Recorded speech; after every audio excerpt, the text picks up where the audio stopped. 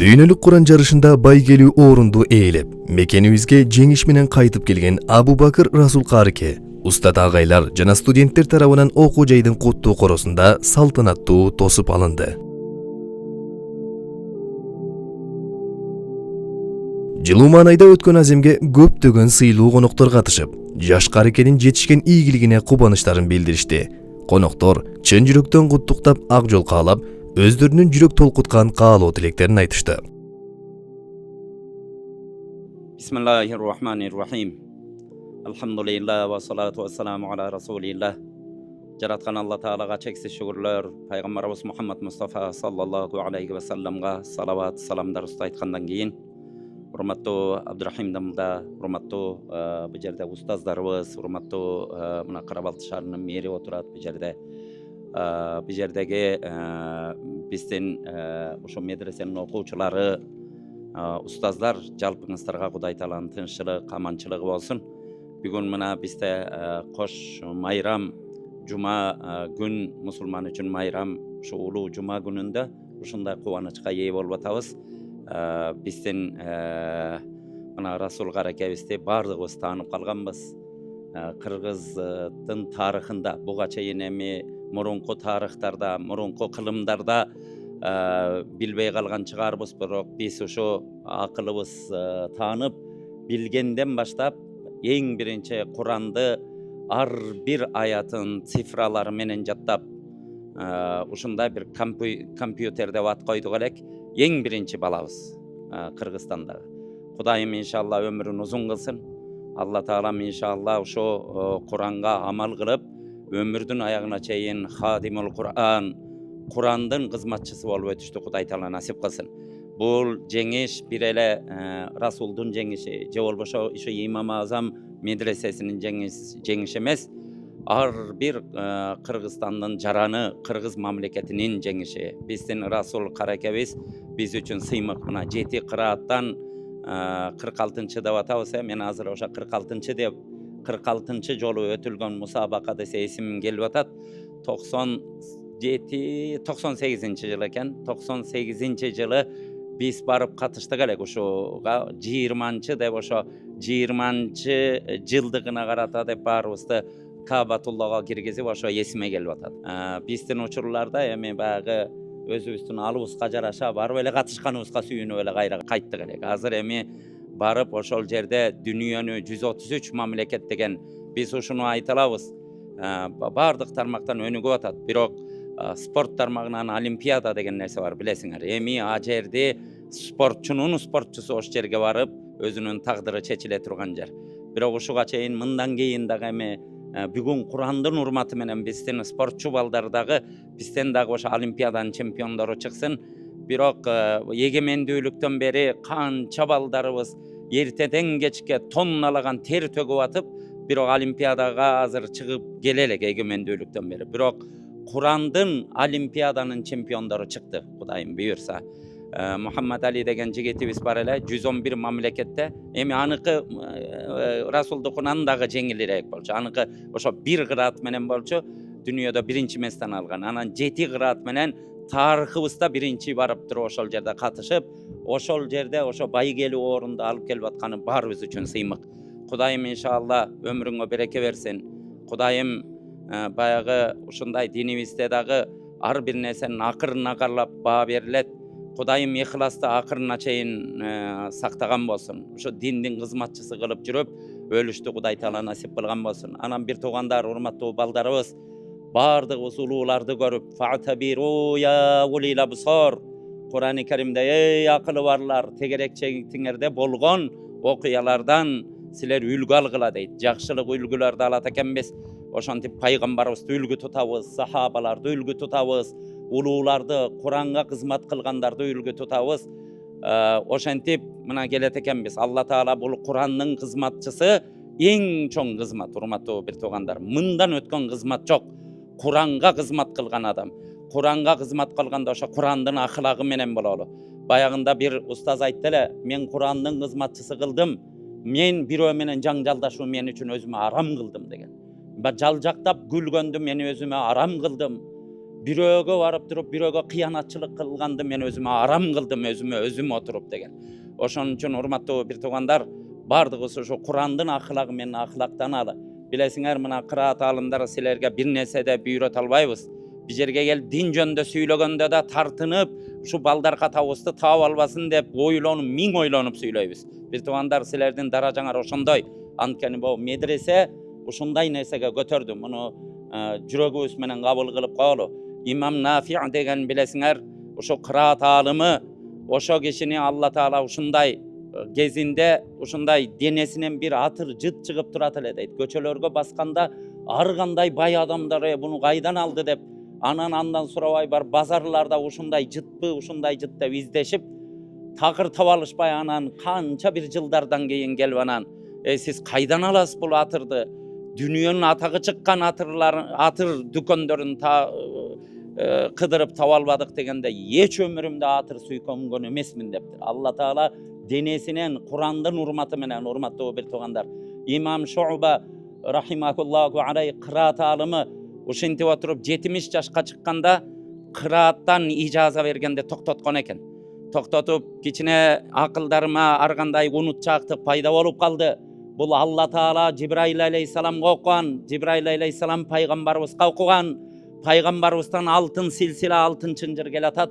Ошо кыянатты кылып албайын деп атам, кээ бир нерселерди унутуп калчу болдум деп, анан кыраат ижаза бергенден өзүнчө бөлүнгөн экен.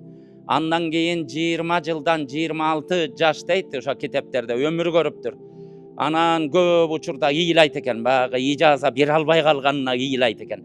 Балдарды угат экен, бирок мындай каталарды айткандан тартынат экен да, баягы тиштери түшүп калган, карылык. Анан бир күн ыйлап отурганда бир тууган карындашы жанына барып, сиз ушундай чоң имамсыз, Курандын кызматчысысыз, ушундай көп ыйлайсыз, эмне арманыңыз бар дегендечи, ушу Куранга бирөөлөргө минтип туруп, бирөөнүкүн угуп, ошого өзүмдүн пикиримди айта албай калдым. Бирок Алла Таалага шүгүр, мени Куранды көп окутту деп айткан экен. А Куран канчалык Куран окудуңуз, сиздин баскан турганыңыз Куран дегенде бир бурушту көрсөтүп айтыптыр. Бобу бурушта отурганым ушу жерде эсептегем 18 миң жолу ушул жерде катым кылдым деген экен. Азыркы акылыбызга алсак, урматтуу бир туугандар, акылга ала турган болсокчу, Куранды 1000 кайталаш үчүн, мына балдар жакшы билесиз, 1000 кайталаш үчүн күнүнө ошо алхамдулиллахи роббил аламин аррахманир рахим деген темпте 10 саат тынбай окуса 3 жылдарын кайталайт. 1000 жолу. Эми 18 миң кайталаш үчүн 50-60 жыл убакыт керек экен да, көрдүңүздөр.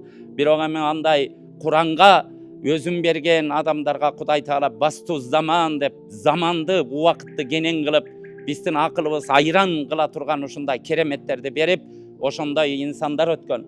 Бардыгыбыз, урматтуу бир туугандар, келгиле Куран кызматчысы бололу. Жаштар ушундай иннамал аъмалу бинният деп пайгамбарыбыз бардык иш ниетке жараша болот деп. Ушуну эч унутпайлы. Багы жаш кезде бардык иши кандай иш ниетке жараша болот деп эле түшүнчү эмес экенбиз. Азыр мына жашыбыз 50-ге эми түшүнүп атабыз. Эмнени ниет кылсаң, Кудай Таала ошону кылдыртат бир туугандар. Келгиле ушу Курандын чыныгы кызматчысы болом. Мен Курандан айрылбаймын. Мен ачка болушум мүмкүн. Мен кембагал болушум мүмкүн. Мен ушундай адамдардын арты көзгө илинбеген инсан болушум мүмкүн. Бирок Курандын кызматчысы кылды деп Алла Таалага жалынып жалбалып, Алла Таалага шүгүр келтирели. Кудайым иншалла эки дүйнөдө кор кылбасын. Расул каракебиз мына атасы менен бир учурда муфтиятта тааныштык элек. Кудайым өмүрүңүздү узун кылсын. Кудайым ушу балдарыңыздан ушундай атактуулар чыгарып атат. Расул кары мурункуларды билбейбиз, бирок мен билген 100 жылдын бер жагында дебесек да, бир 50 жылдын бер жагында Куранды кайра бир жаңылык киргизген бала болду. Илгери ирандыктар ушундай цифрасы менен айтчу экен деп телевизордон булар кандай деп таң калчу элек. Бирок мына биздин кыргыз жигиттерден чыгарды Кудайым бирсе. Артынан мына Абдулланы көрдүм, Andan keyin bu жерде hadisтерди жаттаган балдарды көрдүк. Кудайым иншалла өмүрүңөргө береке берсин. Силердей балдар иншалла миңдеп чыксын. Расулду дар жерде мактанычыбыз ушу болуп, Бухарада бир жолу ошентип кезип жүрүп, Бухаранын имамы ушундай такыбадар, жакшы адам экен. Бир машинеде кетип атып, бизде ушундай жигиттер чыгып атат деп Расулду айтып бергенбиз. Ошол учурларда имам Бухари кайра төрөлүп атыптыр силерде. Кыргызстанга ушинтип шилекейлер агып, Кыргызстандагы дин эркиндиги, Кыргызстандагы өсүп аткан балдар деп турупчу, ушинтип таң калып аткан инсандар канча көрдүңүздөр. Дагестанда, дүйнөдө мен муфтилик кызматта жүргөндө көп жерлерде болдук. Болгондо ушундай деп биздин балдарды мактаныч кылып айта турган абалга жеттик. Ошону силер жеткирип атасыңар, балдар, көп дуа кылгыла иншалла. Куранга бекем болгула. Мына биз эски имамдардын тарыхын айтып атабыз. Шейх Аббас деген биз ал кишини көрүп калдык. Бир-эки дарстарына катышып калдым. 10 кырааттан ушинтип кичикей медресеси бар эле, мындай подвалга окшогон, чоң деле эмес. Ушу тынбайт. Ушу Багдадтан тиге бир түнкү 12'de анан кайтып кетет эле. Өзү картаң киши эле.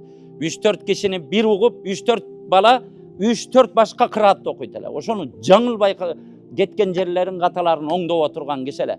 Анан ошо кишини мына китептерде да жазылып атат. Египетте ал кишинин акыркы хаяттарын жазып, эң агында ушинтип ооруп калып Шейх Аббас. Биз ал бияка келе бергенден кийин 2015-жылдары дүйнөдөн өттү.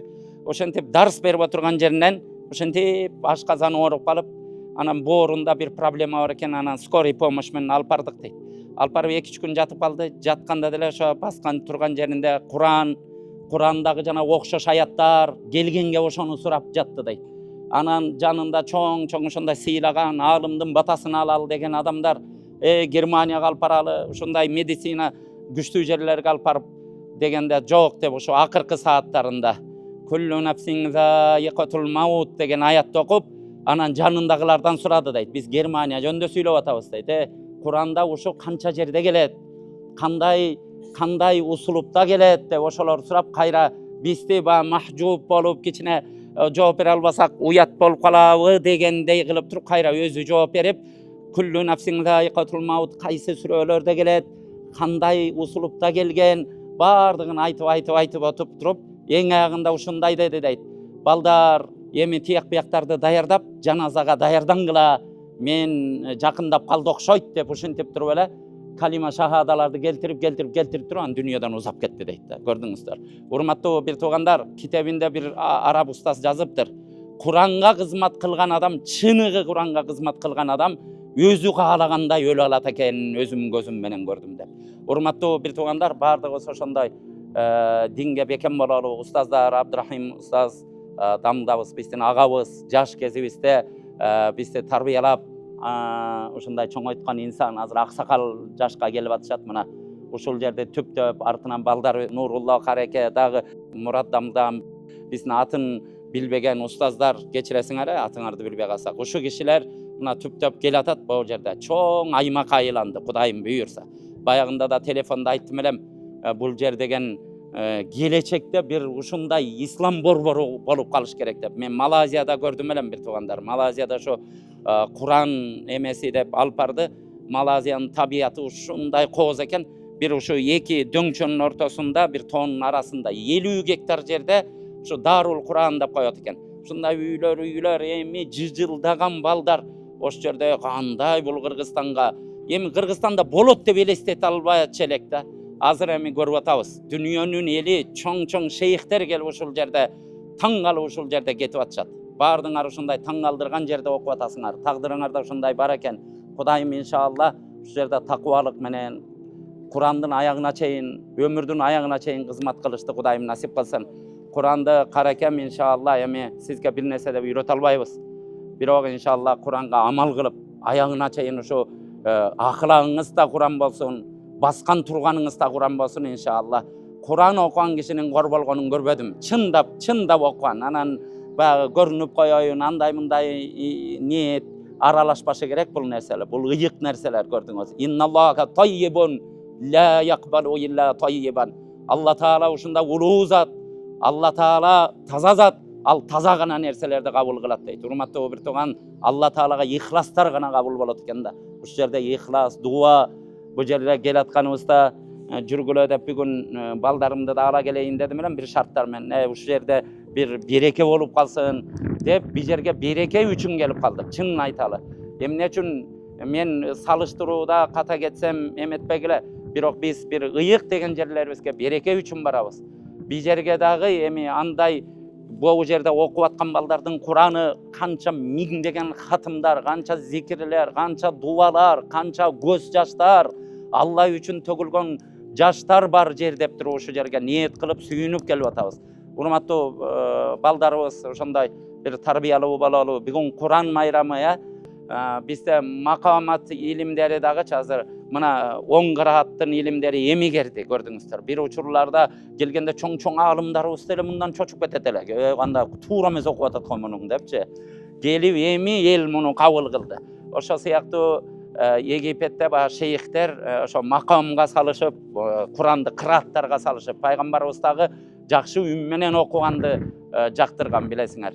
Жанында Ибн Мас'уд радыйаллаху анхуну угуп пайгамбарыбыз мындай өзү эргейт эле, билесиңер.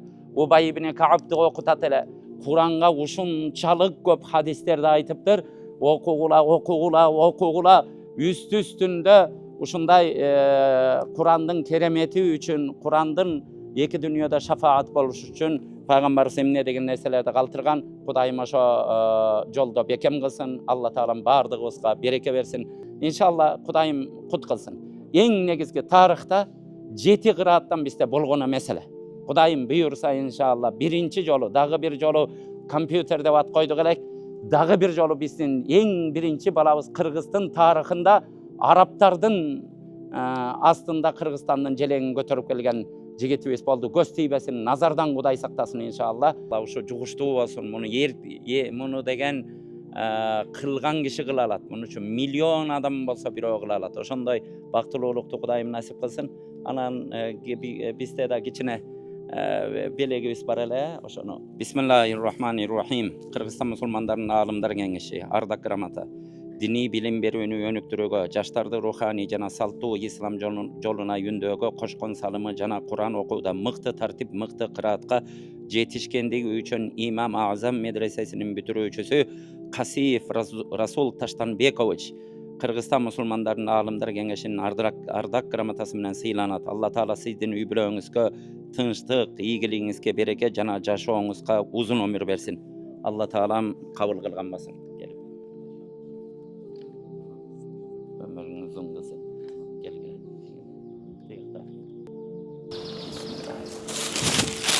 Kalpadı. Sana karam. Şunday dünyada Kırgızlı dünyada tanıtıp gelgen jigitler. Oşa Kırgız'ın jerini elestetip turgan nesi alıp geldi. İnşallah iyi çıktanıp şunu bir belek basın ha.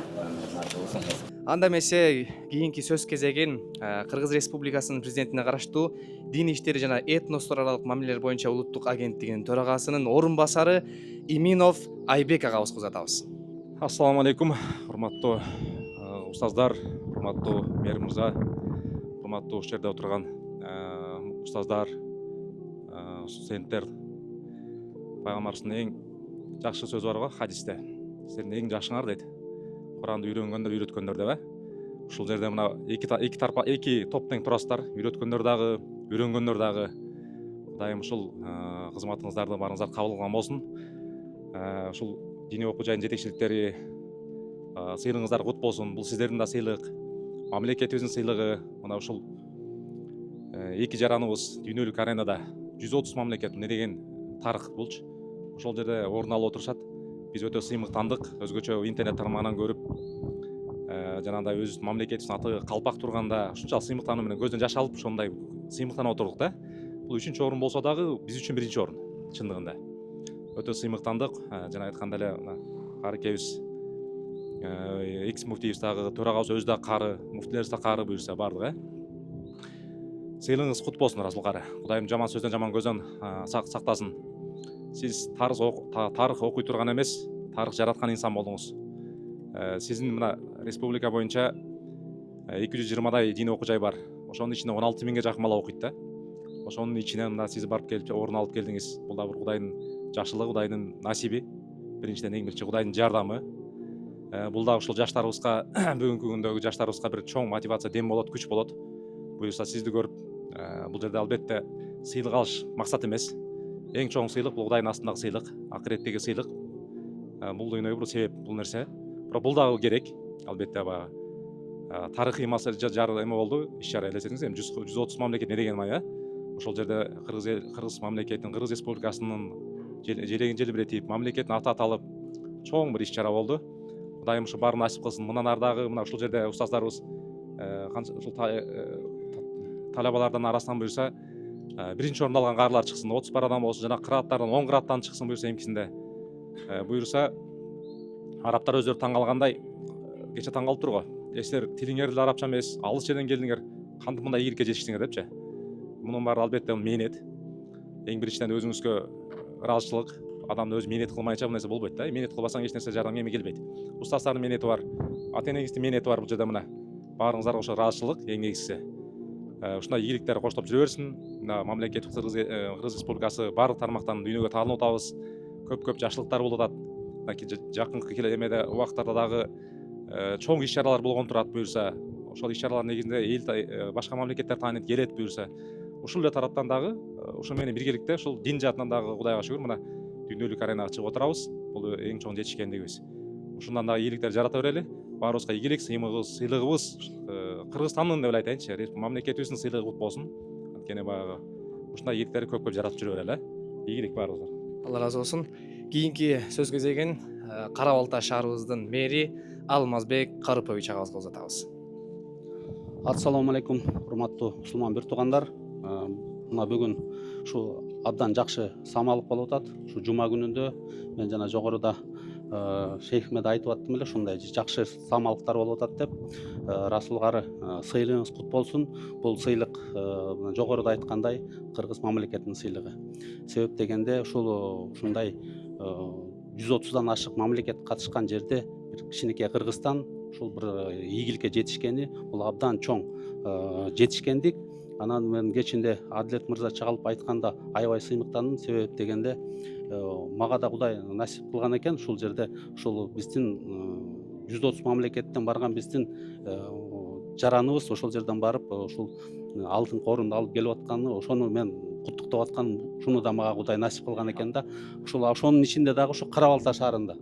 Анан бул дагы абдан чоң сыймык. Ошол диний борбор, ушу Кыргызстан боюнча диний борбор ушу Кара Балта шаарында жайгашкан экен деп ушуну сыймык менен айтып атабыз да. Себеп дегенде мен ушул көп жерлерден чалышат. Мэр десе эле ушул жерде эле барып эле сиз ошол жерде маселен, анын өзүнүн шарты бар. Ал жерде ушундай. Себеп дегенде ушундай болуп калган экен. Ушул Кыргызстанда ушул Кара Балта шаарындагы ушул диний борборду баардык тең билип, ошол жерге баардыгы келип ушул жерден билим алгысы келет экен да. Анан ошон үчүн ушундай борборду түзгөн сизге чоң рахмат. Ушул Алла ыраазы болсун. Мына канчалаган адамдарды ушундай бир мындай ыйманга чакырып, бир жакшы мындай ийгиликтерге жетишип атасыздар. Ушул ийгиликтер мына ушул гүл бакчаны мындай айтканда ушул келгендер барып ушул жерге барып келеличи дейт. Анан келгенен айтышат, өзүнчө эле бир мындай гүл бакча экен, бир бейиш экен депчи. Анан ушул жерде канча деген адам мына жогоруда айткандай Куран окуп, кандай жанагы бир тилектерди каалоолорду канча деген адам окуп атат. Ошонун баарын тең Алла таала ошого буйруп атат да. Ошон үчүн бүгүнкү жеңишиң кут болсун, Расул кары. Анан ушул жана жогоруда мен айтып кеттим. Ушу спорт чеберин биздин өзүбүздүн баягы мэриянын өзүнүн жобосу бар. Ошолорду баягы сыйлап 3-чү орун алган өзүнүн сый акысы бар, 2-чи орун алган сый акысы бар. Анан ошол жерде мен айттым, ушул буга чейин ушул дин багытында ошол именно ошол каралбай калган экен да. Анан бул спортчу деле чет мамлекетке чыгып, байгеле орунду алып келип атат, муну сыйлап атабыз. Биз эмне үчүн дин багытындагы ушул 130 мамлекеттен барып келген, өзүбүздүн ушул Курандан окуп келген мамлекеттин астын чыгарып келгенди эмне үчүн сыйлабашыбыз керек деп биз кичинекей сертификат тапшырып коеюн, уруксат берсеңиздер.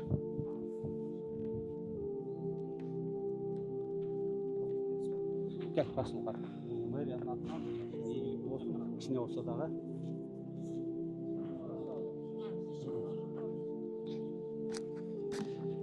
Чоң рахмат, Алла ыраазы болсун.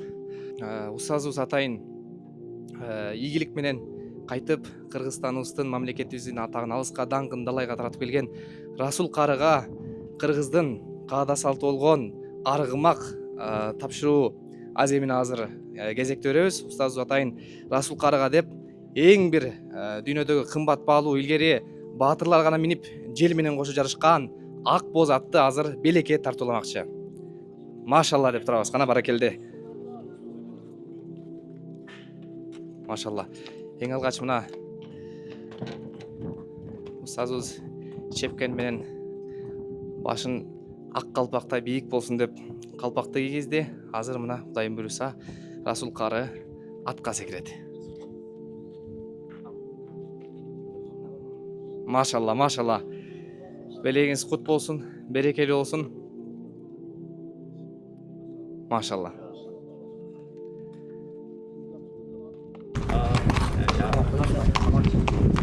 Машалла. Ушул Расул карынын дүйнөгө, жарык дүйнөгө келишине себепчи болгон анын алтындай атасы. Алхамдулиллах, вассалату вассалам аля расулиллах. Ассаламу алейкум, урматтуу устаздар, Замир кары, шаардын желекчиси, дин багытына адамдар, жана улуу ушу устаздар, ушу мындай сөз сүйлөгөнгө да бир аз болуп турабыз. Кече дагы албетте бул жерге устаз айтканда биринчи баланын талабы, анан кийин устаздардын талабы. Ал мисалы үйдө бир баланы багышын канча маселеде канча тарбиялаш. Ушу баламды 9 жашта бергенбиз. Ошондон бери мына 13 жыл өтүптүр, 14 жыл кетти. Мына айтканда биз эми балки бир аз дуа кылдык, бирок ошол баланын жашоосуна адеп акылак, тарбия таанытыш устаздардын мындай айтканда Нурлуу Устазович эле балаңа көп болсо бир айда экеде бир барасың, бирок күндө жүргөн балаңдан да жакшы болот. Ошого устаздарга таазим. Алла ыраазы болсун сиздерге. Сөз жок, мындай айтканда албетте бул дүйнөгө кичинекей бир ийгилик, бирок эң башкы ийгилик ушул медресе, ушул жерде устаздардын эми мындай Замир кары айткансыз бир жолу. Көчөгүн артындагы канча адамдардын эмгеги дегенсиз. Ошол сыяктуу бул көчөгүн артында устаздардын аты аталбаган канчалары кичинекей бала болуп келгенде ошо бүгүнкү күндө ушундай бир сыймык менен албетте бул сыймык баардык кече айтканда Кыргызстандыкы, кыргыз элинин мусулмандардыкы, баарыбыздыкы. Албетте бул жер бир адамдыкы эмес, бүткүл ошол мына устаздар турат айтты го. Ошого чексиз рахмат, ыраазычылык, сөз жок. Биздин ушул үй бүлөбүздүн атынан дагы айтышты. Ушул биз апабыз жана биздин бир туугандарым өтө чоң кел алышабады. Ушул тага журттары дагы мындай айтканда бир аз мактанып койсом, бир күндө звезда болуп кеттим. Кече бүт аалам чыкты, мындай айткандачы. Өзүмчө сыймыктандым. Өмүр Америкадан чыкты, Россиядан чыкты. Анан кече телефонум кызып кетти, мындай айткандачы. Ошого бул албетте бул устаздардыкы эң башкысы. Сиздерге себеп болду. Анан дагы кичинекей ошо апасы, бир аз апасын кошуп кетем. Себеп дегенде ушул Расул кары киргенден 20 ушул аралыкта аялыбыз ушул 3-4 жолу жаназага барды. 3-4 жолу апасынын бир аз кызматтары болду. Анан ошол апаларды да утурса керек.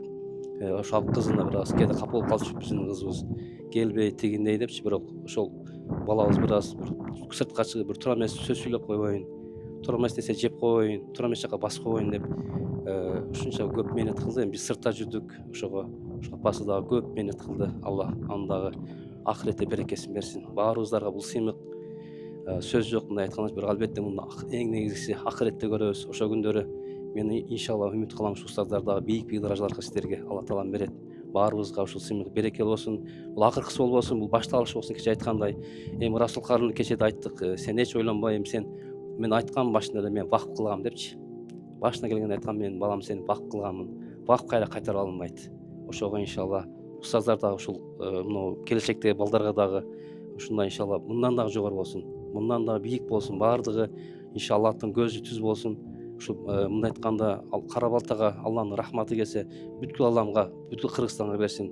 Алла субхана баарыбызды кабыл кылсын. Ассаламу алейкум ва рахматуллахи ва баракатух. Эми азыр жыйынтыктоочу сөздү бүгүнкү самалыктын себепчиси Кыргызстандын тарыхына дүйнөлүк жарышта утуп келүү менен чыйыр салган Касиев Расул карыга тапшырабыз. Бисмиллахир-рахманир-рахим. Алхамдулиллах, нахмадуху ва нусалли ва нусаллим аля расулил карим, амма ба'д. Ассаламу алейкум устаздар, дурайым устаз, урматтуу Замир кары устазыбыз. Ассаламу алейкум ата, жакшысыз бе, ден соолуктарыңыз? Баардык устаздарга терең ыраазычылык. Эң биринчи ушундай чоң жакшылыктарга, ийгиликтерге жетишиме жардам берген Аллах таалама чексиз мактуулар болсун. Эң биринчи Алланын жакшылыгы болду дейм. Ушул дин жаатында дагы жакшы көңүл буруп колдоо көрсөткөн урматтуу президентибиз Садыр Жапаровго да ыраазычылык билдирем. Бирде ал жерде катышканда конкурста өтө күчтүү балдар да катышты да. Баардыгы арабтар экен, өзүм эле кыргыз экенмин да мындай. Ошондой болсо дагы баардыгы сурап жатышты. Каяктан үйрөнгөнсүң? Меккеде окудум, Мединеде окудум. Жок, Кара Балтада окудум дедим. Ушул жерде арабчаны үйрөттү устаздар. Ушул жерден тарбиялап өстүрүү десем баары таң калат. Силерди арабча үйрөтөбү депчи. Бирок мунун баардыгы ошо устаздардын эбегейсиз зор менеттеринен кийин болуп жатат. Ушул устаздардын айтканын кыла берсең, Алла Таалам чоң ийгиликтер жеткирет экен иншалла. Өзгөчө Абдырайым шейх устазыма терең ыраазычылык билдирем. Андан кийин Нурло устазыма, баардык устаздарыма, Адыл агайыма, Куран жаттаткан бизге баштан аякка терең ыраазычылык билдирем. Өзгөчө ата-энеме терең ыраазычылык. Ушундай ийгиликтер жетишиме, жеңиштер жетишиме алардын эң негизги себептери ошолордун колунда. Кичинекейибизден ушул медресеге алып келип, Расул сен ушул Куранды көтөрсөң, Аллах сени көтөрөт иншалла дүйнө акыретте деп башынан бери талимдерин берип, сөздөрүн айтып, бизди мотивация берип келген ата-энебиз болду иншалла. Андан кийин дин агенттигине дагы, муфтиятка дагы, муфтият ушул Замир карыга дагы ушул ар дайым келгенде бизге мотивация берип, Куран жаттында дагы өзүнүн жакшы сөздөрүн, билимдерин бизге бөлүшүп бергенине терең ыраазычылык билдирем. Аземдин эң жүрөк толкуткан учурларынын бири сыйлыктарын жакшылыкка жумшоо чечими болду. Абу Бакыр кары чыныгы Куран ээлерине таандык сапаттарды кармануу менен алган сыйлыгын Нур мечитинин курулушуна тапшыраарын билдирди. Ошол тапта Абдырайым шейх устаттардын кеңешмесинин чечимине ылайык акчалай сыйлыкты каарынын атасына берүүнү сунуштады. Мен башында эле ниет кылгам, негизи ушул алсам я Алла ушу 1 сомунда калтырбай я Алла сен жолуңа арнайм депчи. Мен сөзүмө иншалла бекем турам деп ниет кылдым. Атам менен да кече, ата-энебиз менен да кече келишкенбиз. Ушул бизде жаңы мечит башталган, баарыбыз билебиз иншалла. Нур мечитин жаңы курулушу башталган. Алла Таалам айткан, Меккеде барып дуа кылдым, я Алла 1 сом берсең да, канча сом берсең да, я Алла сен жолуңа арнайм деп. Алла Таалам ошол сөзүм текшериш үчүн мен мага берип көр деп ойлойм да, ошону мен сынаш үчүнчү. Мен Алла Таалама берген сөзүмө иншалла бекем турам. 1 сомунда калтырбай ушул курулушка, Нур мечитине иншалла арнайм. Бизден бир аз болсо дагы ушул Нур мечитке иншалла пайдабыз тийип калсын иншалла. Биз өзүбүздүн дүйнөлүк немебиз эмес, акыреттик жакшылыгыбызды сандайбыз иншалла.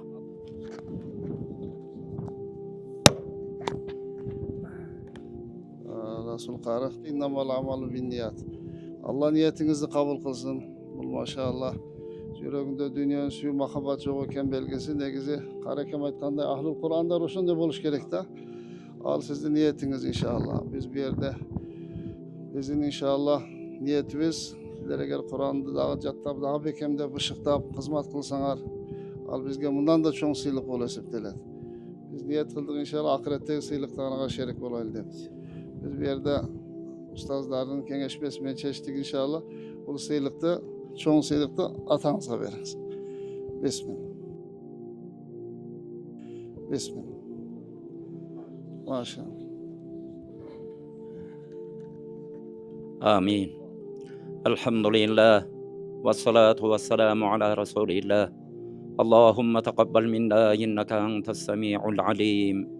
وتب علينا يا مولانا إنك أنت التواب الرحيم واهدنا ووفقنا إلى الحق وإلى طريق مستقيم ببركة القرآن العظيم وبحرمة من أرسلته رحمة للعالمين واعف عنا يا كريم واعف عنا يا رحيم واغفر لنا ذنوبنا بفضلك وكرمك يا أكرم الأكرمين ويا أرحم الراحمين اللهم زينا بزينة القرآن وأكرمنا بكرامة القرآن وشرفنا بشرافة القرآن وألبسنا بخلعة القرآن وأدخلنا الجنة بشفاعة القرآن وعافنا من كل بلاء الدنيا وعذاب الآخرة بحرمة القرآن وارحم جميع أمة محمد يا رحيم يا رحمن اللهم اجعل القرآن لنا في الدنيا قرينا وفي القبر مونسا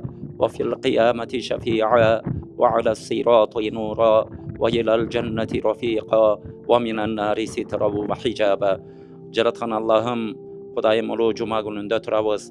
Ушул жерлерде өзүңдүн каламың болгон Кур'ан-ы Каримдин тоюнда турабыз я Роббал Аламин. Ниеттерибизди, ихластарыбызды кабыл кылгын. Аллахым Кур'андын урматы менен Кудай Таала бардыгыбызга бекем иман бергин, ихлас бергин. Kudayım özüңdün şariatың menen, özüңdün diniň menen jaşaşdy Kudayım ar bir bizge nasip kılgın. Allah Taalam бүгүnkү күндүн урматы менен Кудай Таала günöörүбүздү кечиргин, айыптарыбызды жашыргын. Kudayım bir pendечилик кылып, nafsiga azgırlıp bir günöөгө kadam taşlap baratsak, bir sebepler menen oşo nerselerdi kıldırбагын. Özüň jar bolgun, jardamçı bolgun. Kudayım ya Rabbal Alamin bizde kulum de var bir bizge rayım kılgın. Allah'ım ak joluňa adaştırбагын. Kudayım aram nerse kıldırtpagın, aram tamak jedirtpegin. Kudayım uşul dünýäge 6 sanybız kanday aman gelgen bolsa, özüňe amanatty tapşyryp özüňe jönögönde dagı 6 sanybız aman, yüzübüz jarık ketişdi Kudayım nasip kılgın. Allah'ım ömrübüzdün ayağına çeyin Hadimul Kur'an, Hadimul İman, iman kızmatçısı, Kur'an kızmatçısı kılıp özüňdün askerin kılıp koldoňgun ya Rabbal Alamin. Allah'ım Kur'an'dan urmaty menen, jaman nazardan, jaman göstön, jaman söstön, dünýäge bolgan süýüden, Allah'ım arganday pastyklardan Kudayım özüň saktagın. Kudayım dünýä menen gözübüzdi, akylybızdy, jüregibizdi bulgap koýbagyn. Allah'ım jalanyp jalbargan dualarybızdy kabul kılgın, jüregibizge takwalyk salgın. Allah'ım oşol yerlerde ulu insanlardan atlaryny atadyk. Kudayım oşondoy Kur'an'a hizmet kılıp ketken insanlardan izi menen getişdi Kudayım nasip kılgın. Allah'ım ya Rabbal Alamin oşol yerde dünýäni düngüretip, elibizden jelegin götürüp gelgen oşo Rasul inimizge Kudayım uzun ömür bergin. Allah'ım berekeli yaşaw bergin. Kudayım ilimine ilim goşkun. Gelecekte oşo Kırgız eli, oşo dünýä eli, oşo kişiden fatwa sorasak, oşo kişinin iziminden getsek dep jana uluglarday dünýäde iz kaltırışın Kudayım nasip kılgın ya Rabbal Alamin. Denine Kuday Taala salamatçılık bergin. Atenesi mana atası oturup balamdy wakyf kılgam dep atat. Kudayım niyetlerin kabul kılgın. Allah'ım kalgan baldarыңızga da Kuday Taala bakyt taýlay bersin. Allah'ım oşu syýyňyzdan getirbesin. Allah Taala özünün astında darajaly kılsın. El jurtun astında kadir barkly kılsın. Rızkylaryňyzga bereke bersin. Hiç nerseden gem kılbagsın. Kudayım ya Rabbal Alamin şu tarih jaratkan balanın atası bolu degen baktylуулukda turasız. Kudayım oşo baktyňyzdy kut kılsın. Allah'ım oşo jerde medreseni Kudayım berekeli kılgın. Allah'ım gelecekte oşo bizdin hazır Kırgızstanybız barktanyp, daňtanyp, syýmaktana turgan jaýga aýlandy. Kudayım oşol gelecekte şu tarih kıyamatga çeyin oşol jeri İslam bolboru bolsun. Oşol jerde kaynagan karılar, oşo jaýnagan alımlar çygyşyn Kudayım nasip kılgın. Allah'ım oşon jerde töptögen Kudayım Abdurrahim damdabız baş bolgan ustazlar, oşol jerde imaratlarda gurup berip atkan arganday demörçüler, oşo parda artında turup duasy menen özünün akçatyny menen jardam bergen, oş jerge tilekdeş bolgondardyn bardygyna Kuday Taala jakşylyktарды jadyrgyn. Allah'ım ya Rabbal Alamin Kur'anyň şefaatini iki dünýäde nasip kılgın. Allah'ım ya Rabbal Alamin bizdin baldarybızdan dagı, bizden urpaktarybızdan dagı oşo Rasul garılarday bolgan garılar çygyşyn Kudayym nasip kılgın. Allah'ım ya Rabbal Alamin betbak kılbagyn, munafyk kılıp koýbagyn, kafir kılıp koýbagyn. Kudayym özüň sattar ul uyup bolgan, ayıptardy jaşyra turgan zatsyň, ayıptardy jaşyrganda jakşy görösüň, günöөлөрдү geçirgende jakşy görösüň. Allah Taalam günöөлörübüzdi geçirip ayıptarybızdy jaşyrgyn. Allah'ım ya Rabbal Alamin dünýäde şermende kılbagyn, adamlardyň arasyn aralap basalbay gala turgan abaldarga düşürbegin. Kudayym kıyamatdan azabynan saktagyn. Allah'ım bilgen ilimibizge Kudayym oşa amal kılıp jaşawny Kudayym nasip kılgın. Namazda söýdürgün, meçitde söýdürgün, Kur'an okuganda söýdürgün, adamlarga jakşylyk kılganda söýdürgün, din menen jaşaganda söýdürgün ya Rabbal Alamin. Paýgambarybız emne jakşy nerseni suragan bolsa bardygyn suranabız, oşonu bizge de nasip kılgın. Paýgambarybız emneden sakta dep surangan bolsa, oşonu dagı Kudayym bizde de saktaşyňdy suranabız, bizde de alys kılgın. Allah'ım oşol jerde okup atkan mına bu jerde monçoktoy baldar turat. Ata-enelerini taştap uşul jerge ilim izlep gelgen baldar turat. Bardygyna Kuday Taala özüňden gazynaňan ilim nasip kılgın. Bardygyn çoň-çoň alımlardan kılgın, karılardan kılgın, adep ahlak bergin. Allah'ım ya Rabbal Alamin bizde jaman sınawlar menen sınabagyn. Allah'ım kılgan dualarybızdy kabul kılgın. Kudayym syýlygybızdy kut kılgın. Allah'ım bizden Kırgız elinin syýmygy bolup atkan uşu Rasul garybızga dagı Kudayym çynçyldyk bergin. Ak jolundan adaştyrбагyn, özüň jar bolgun, tegeregin daima perişteler menen orop, özüň gorgoçu bolgun ya Rabbal Alamin. Wa sallallahu ta'ala wa sallama ala hayri halqihi Muhammad wa ala alihi wa ashabihi ecmaîn bi rahmetika ya